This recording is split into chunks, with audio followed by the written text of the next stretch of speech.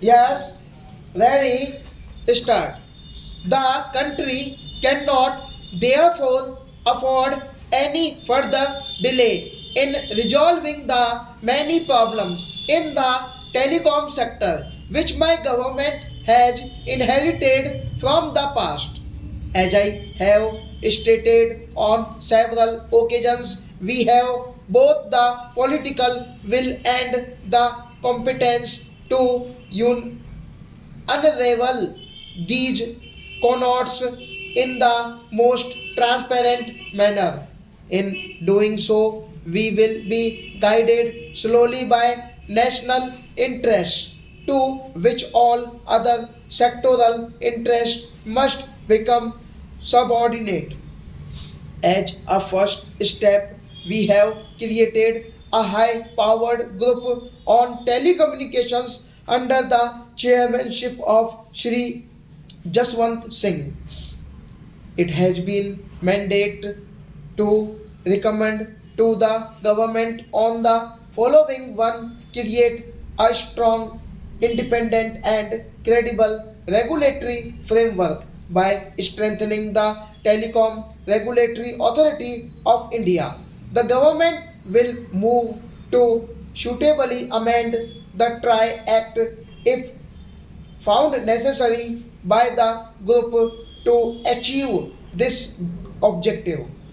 to, to resolve all issues in the telecom sector, including the license fee structure for basic and cellular operators to ensure fastest proliferation of telecom services in India, including in rural areas. As I have stated before, the government will take suitable action in this matter before the end of the year.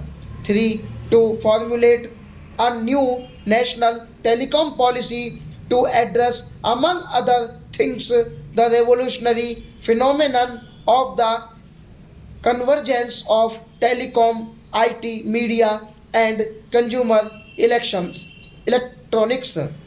This suggests that we may have to create a common policy and regulatory framework for telecom, broadcast, cable, internet, and other aspects of convergence. All this will require the evolution and implementation of national spectrum policy based on best international experience in dealing with this important task.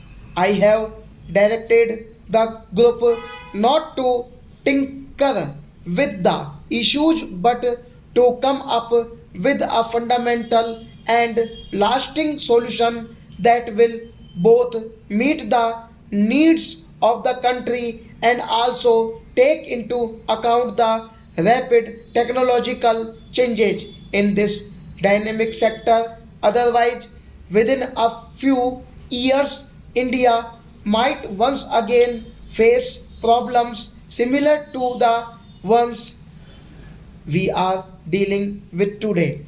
The solution must, among other things, address the national objective of rural telephony. We cannot expect the dot alone to undertake this important social obligation. Private operators will have to share this responsibility and meet their targets speedily.